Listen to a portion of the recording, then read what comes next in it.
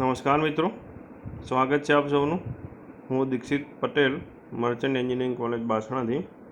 આજે આપણે introduction to મેજરમેન્ટમાં આગળ અભ્યાસ કરીશું. આપણે ઘણા બધા ટૉપિક વિશે ચર્ચા કરી દીધી છે. એક્યુરેસી, પ્રિસિઝન, રિપીટેબિલિટી, બરાબર. આ બધા પોઈન્ટ વિશે આગળના લેક્ચરોમાં આપણે ચર્ચા થઈ ગઈ છે. હવે કેટલા સુધી આવ્યા હતા આપણે? યાર્ડ, મીટર, આ બધું પતી ગયું છે.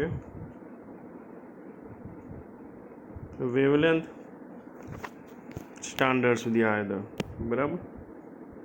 તો વેવલેન્થ સ્ટાન્ડર્ડ રહ્યો એના વિશે આપણે જોઈએ, બધું માહિતી લઈએ.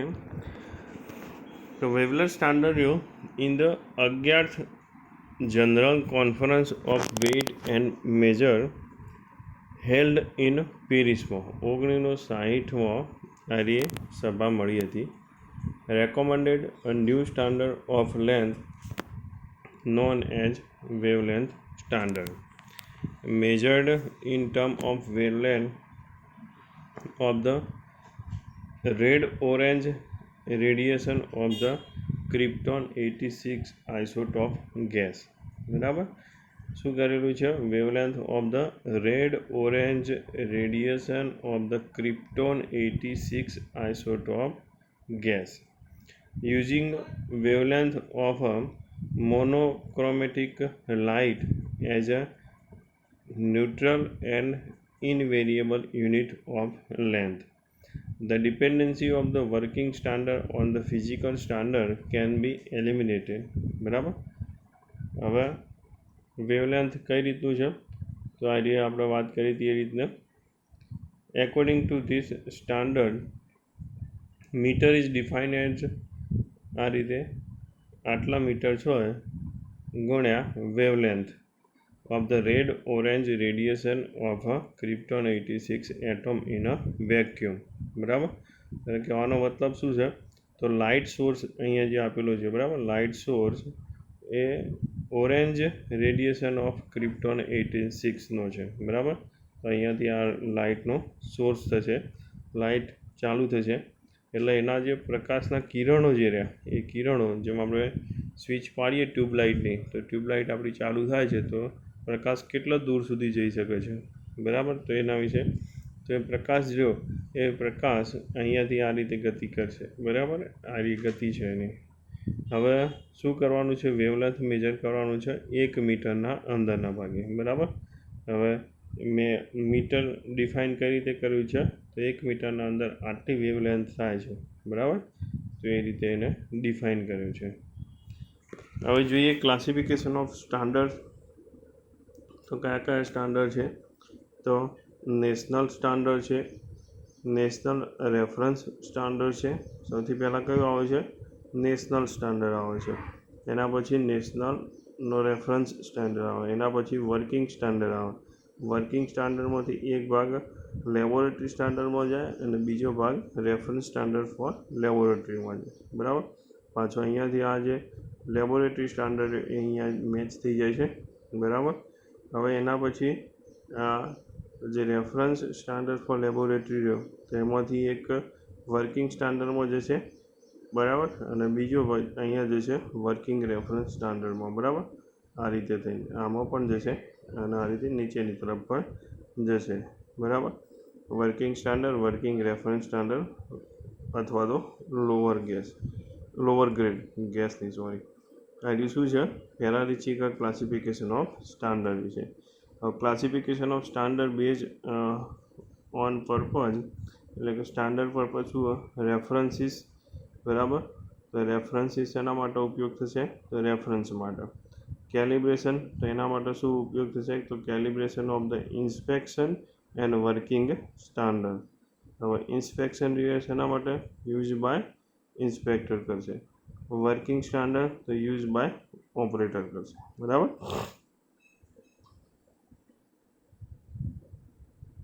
હવે છે ક્લાસિફિકેશન ઓફ સ્ટાન્ડર્ડ, એટલે કે primary standard for defining the unit precisely, there shall be one and only one material standard, preserved carefully and mentioned under the standard atmospheric condition so that they do not change their value, have no direct application to measuring a problem encountered and announce encountered sorry encountered in engineering, used only for comparing with secondary standard.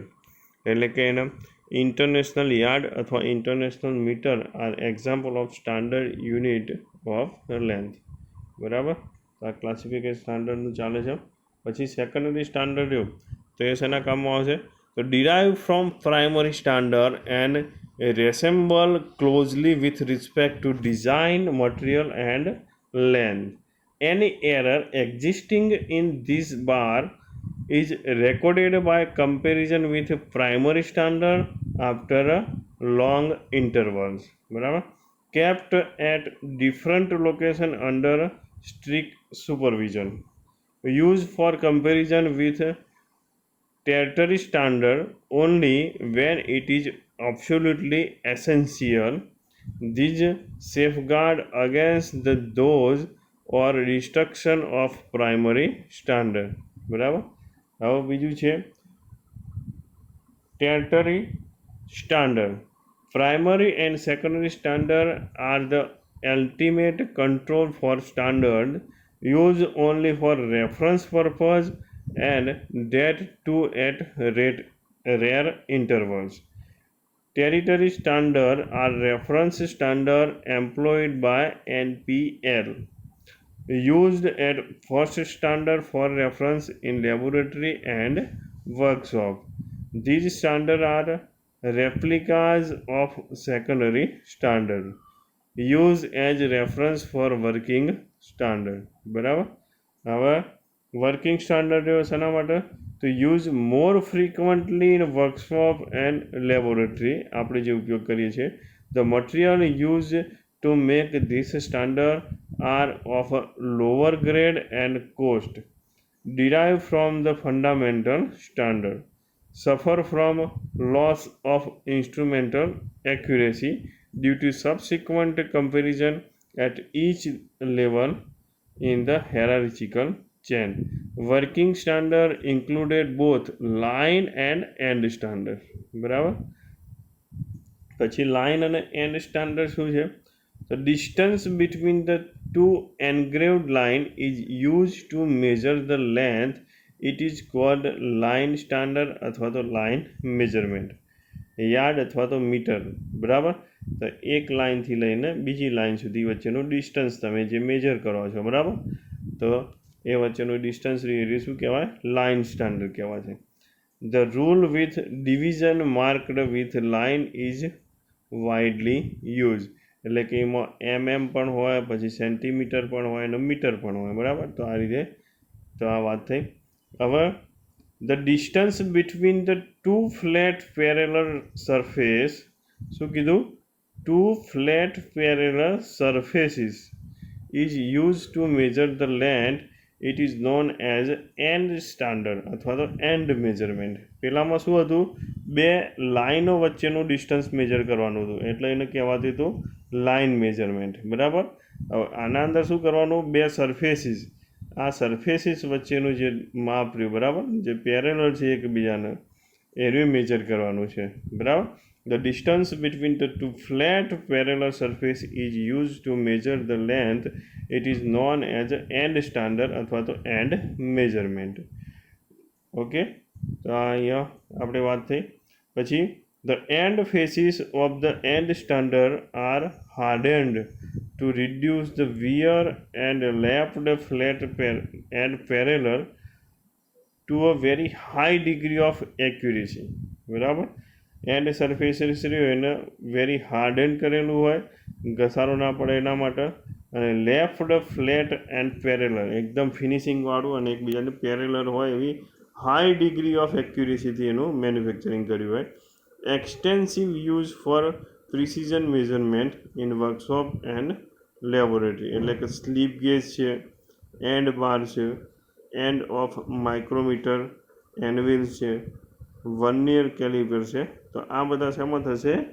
And standard measurement, બરાબર. And standard અથવા તો and મેજરમેન્ટમાં કયા કયા આવશે ફરીથી જોઈએ તો slip gauge, end bar, end of micrometer end wheels, vernier callipers, બરાબર. તો આટલા વસ્તુઓ સમાવેશ થશે. તો અહીંયા સુધી રાખીએ છીએ. કમ્પેરિઝન લાઇન અને એન્ડ સ્ટાન્ડર્ડ જોઈ લઈએ. ચલો હેડો. કમ્પેરિઝન ઓફ લાઇન અને એન્ડ સ્ટાન્ડર્ડ. તો અહીંયા શું છે? કેરેક્ટરિસ્ટિક્સ લાઇન સ્ટાન્ડર્ડ અને end standard.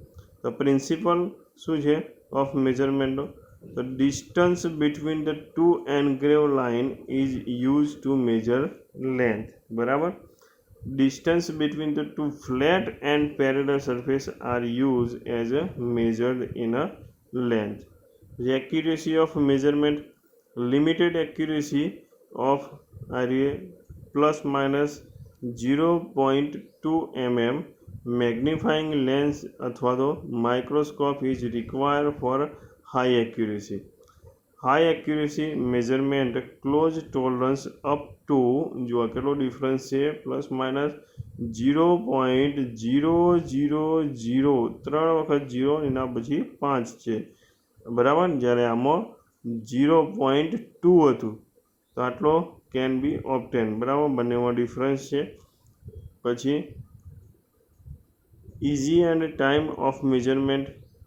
Measurement made using the scale are quick and easier, and measurement made depend on the skill of the operator and are time consuming, બરાબર. Time consuming છે. પછી wear કેટલો થાય છે? Marking on the scale are not subjected to wear.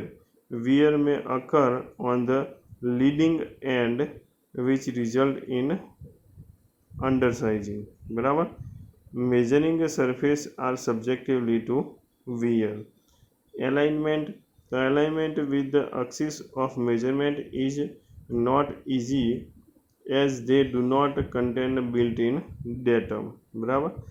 Alignment with the axis of measurement is easy as they possess a built-in datum, બરાબર. પછી manufacturing. The manufacturing process is simple. Manufacturing process is complex.